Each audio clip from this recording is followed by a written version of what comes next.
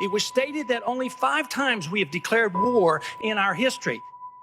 True, but who's going to stand here and say that men that died in Vietnam and in Korea weren't in a war? Defend the Guard is one of the most important and exciting things happening in American politics today.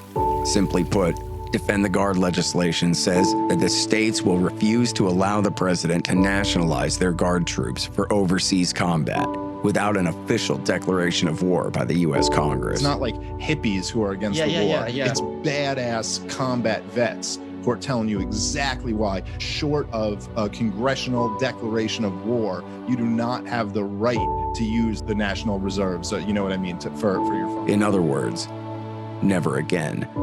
Since Congress, of course, will always refuse to take responsibility for the wars they finance. You tell that widow, or you tell that orphan, I'm sorry, son, but your father had to die because we didn't want to lose federal subsidies. The PBS NewsHour came out and did a 15-minute segment on Defend the Guard last year. Everywhere they testify before state legislatures, the Pentagon races to send a 2-star general to try to intimidate the states into sticking with the status quo. You know what that means. It means that the Defend the Guard movement is hitting the war party right where it hurts. It puts the brakes on before we rush headlong into some unnecessary war again. Great nations do not fight endless wars. It's just true. And now the majority view.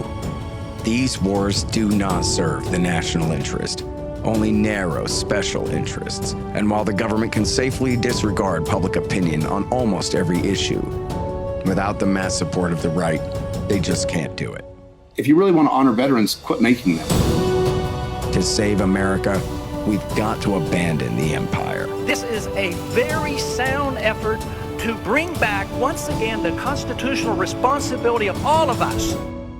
The spell has been broken. Americans can be tough, but smart. Learn more at bringourtroopshome.us and defendtheguard.us.